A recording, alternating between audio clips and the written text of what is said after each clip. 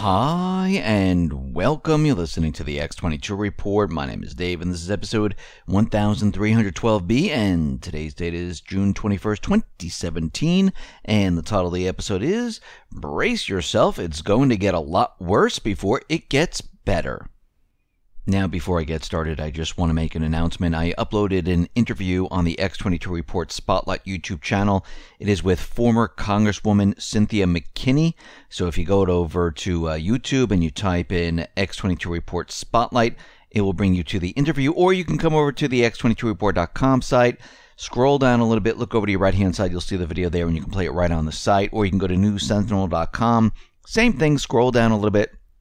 Look over to your right-hand side, and you can play the video on the site. Or if you are on Steemit, just type in steemit.com/@X22Report, and it will bring you right to the videos for the X22 Report.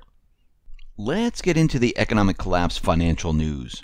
Now, a lot of these foundations or institutes that our government employees set up, they are used to funnel and launder money into the pockets of these individuals. And then these individuals then repay these people who donate. Now, let's take, for example, the Clinton Foundation, which seemed to be nothing more than a front created for the Clintons to peddle their influence around the world in return for staggering charitable donations. Now, we see that with the Clinton Foundation, CEO of Dow Chemical Andrew Liveris made a very sizable contribution to the Clinton Foundation just so he can get an audience with the then Secretary of State Hillary Clinton to discuss his failed $9 billion joint venture with Kuwait. Then there was the time that Hillary was offered $12 million from the Moroccan king Mohammed V just to host her annual Clinton Global Initiative meeting in his country. Who else in Congress might be running a miniature Clinton Foundation-ish organization and enriching their personal families in the process? Well, we don't have to look too far. McCain and his foundation is called the McCain Institute. We discussed this previously, but what's very interesting about the McCain Institute, their donor list, it looks very similar to the Clinton Foundation donor list. And when we look at it, we see the donors are Chevron, Cisco, FedEx, Walmart, many of which were also large contributors to the Clinton Foundation. The McCain Institute counts many other more questionable donors, including Saudi Arabia, George Soros. And we can see that the McCain Institute, well, they also receive money from the OCP, Moroccan state-owned phosphate company. Ironically, OCP just happened to be a sponsor of the Clinton Global Initiative, where Bill Clinton was a featured speaker. He received $100,000 from the Moroccan state-owned phosphate company. So the McCain Group also accepted $100,000 from the Pivotal Foundation. Now, the Pivotal Foundation has in the last 3 years given about $205,000 to the National Iranian American Council, which has been a vocal advocate for the Iranian nuclear deal the Obama administration negotiated. And what we're seeing here is that these institutes or foundations, these are just fronts to basically launder money into the pockets of our government officials. This is what should be investigated today. Not Russian collusion, not the hacking. We should be investigating all the crimes, all the transfer of funds into certain areas. This is what should be investigated. But we can see that nobody wants to touch this stuff because it goes far, wide, and deep. Everyone is nervous and afraid. Now, we see that Russia, they've come out and they've condemned the new round of U.S. sanctions. And they're saying this is a continuation of the trend set by the Obama administration aimed at ruining relations between Russia and the U.S. And right now we see the US Treasury, they expanded the sanction list on Tuesday, adding 38 individuals and organizations over the alleged Russian involvement in the Ukrainian crisis, which is absolutely ridiculous because it was the U.S. that had the coup d'etat in Ukraine. It was the US that created this entire crisis in the Ukraine, broke Ukraine apart, had Crimea vote away itself from Ukraine, had the southeastern people say, we don't want to be a part of this. This was the fault of the deep state. Had nothing to do with Russia. Now, Russia is vowing to undertake practical retaliatory measures over the sanctions and canceled a scheduled meeting between Russian Deputy Foreign Minister and the U.S. Undersecretary of State Thomas Shannon. Now, the two officials plan to discuss outstanding issues relating to Russia-U.S. relations on June 23rd, but it looks like this is completely canceled right now.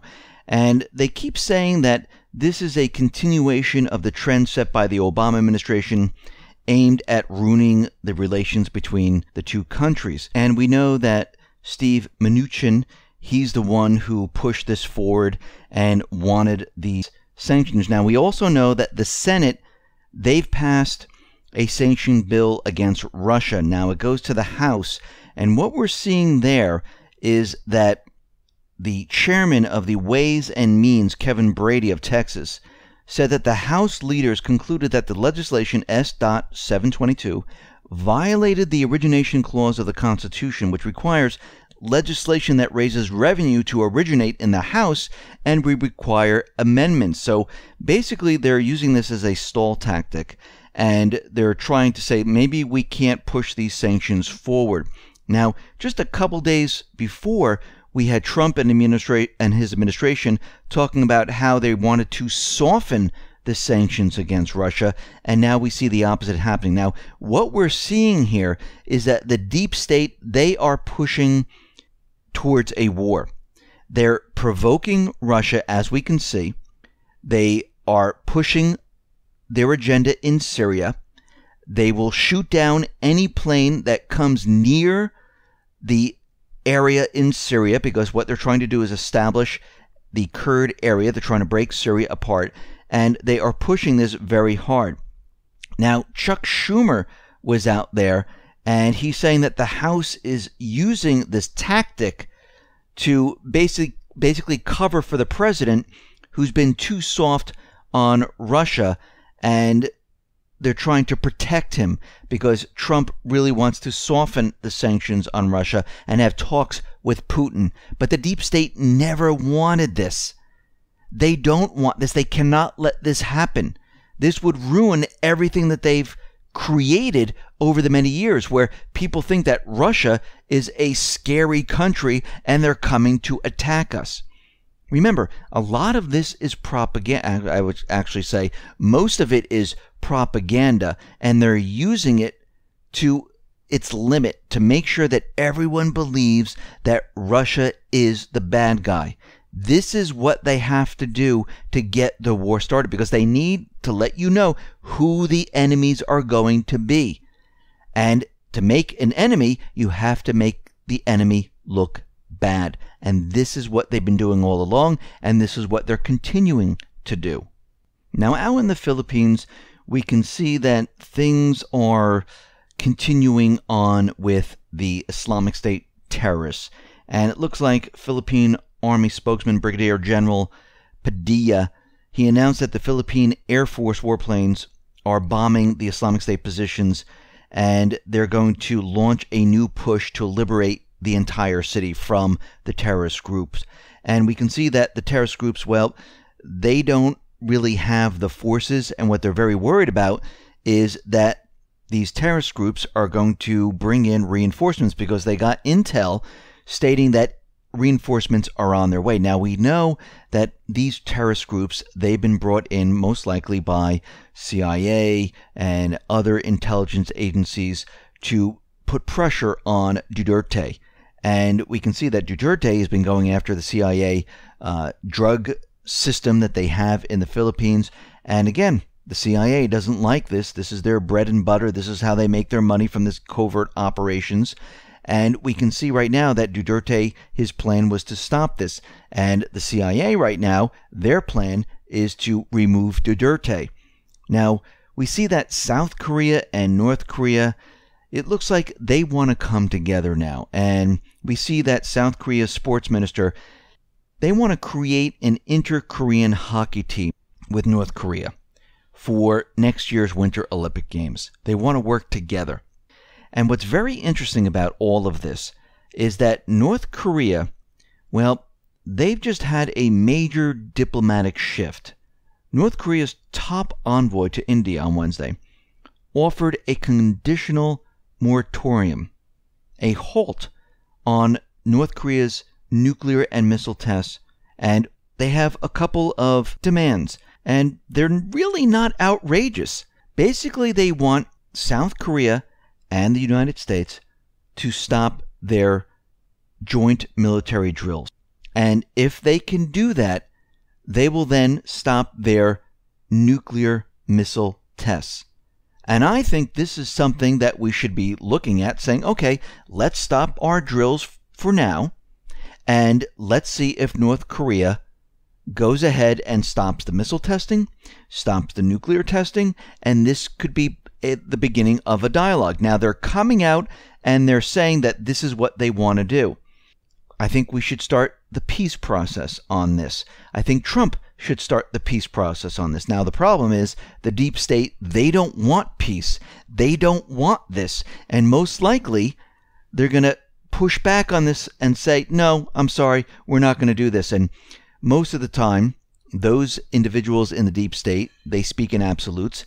They will most likely say, listen, we'll keep the drills. You just stop your missile test and nuclear program.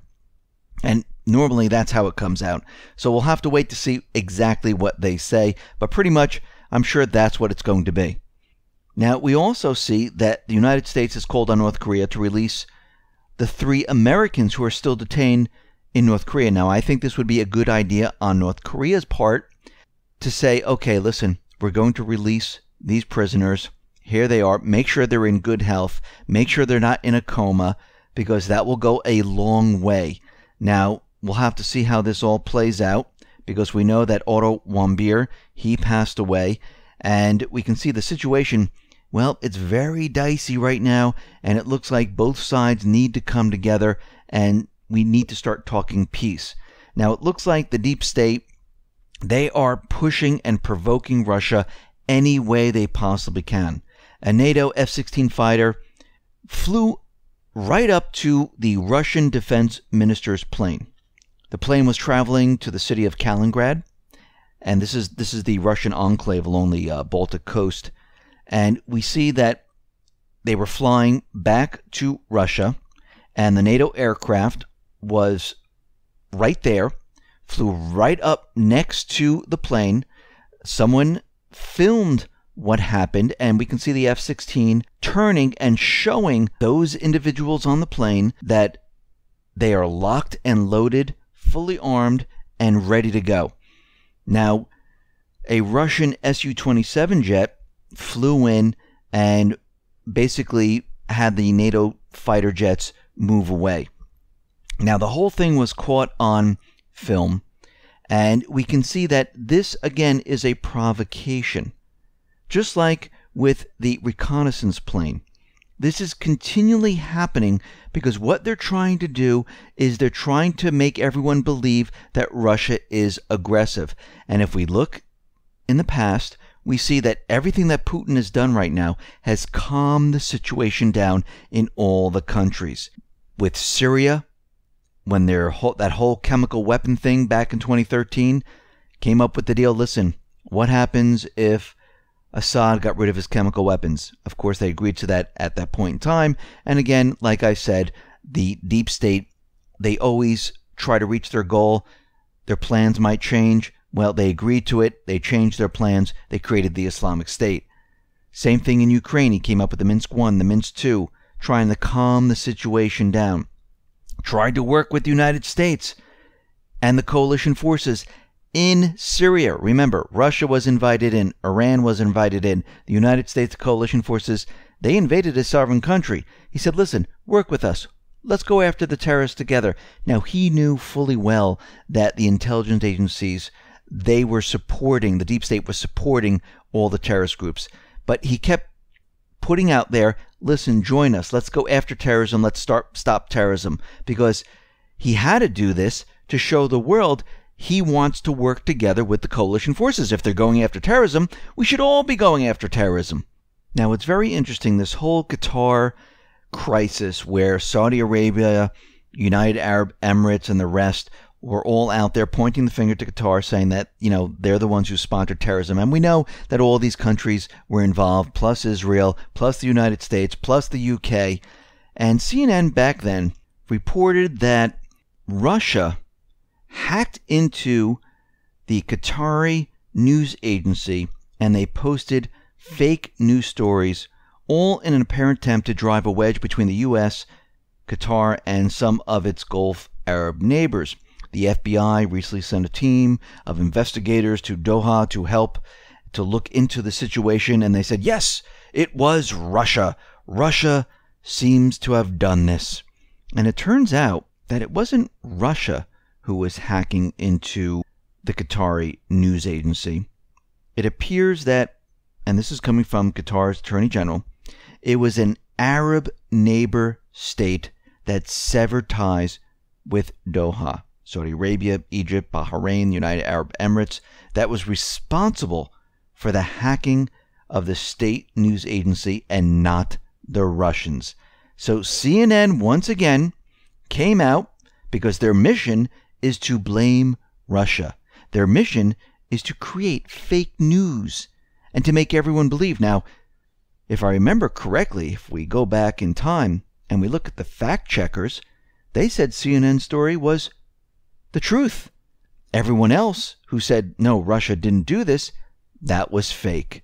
Again, once again, how do these fact checkers work? They agree with the intelligence agencies. They agree with the corporate media, which is the mouthpiece of the intelligence agencies. Now, we know that Australia, after the incident with the Syrian jet where the United States shot it out of the sky, Australia said, we're out. We're not going to be flying our warplanes inside of Syria. It looks like the Australian warplanes will soon resume airstrikes against the Islamic State once again. And it looks like now that things have kind of calmed down a little bit and we see what's happening, they're willing to come back and join the fight. Now, we need to remember that the deep state right now doesn't really care about the Islamic State because their mission is to not go after Assad either. Their mission is to separate Syria, to protect this piece of land in Syria, protected from Russia, protected from the Syrian government, to control it. That's what their mission is right now.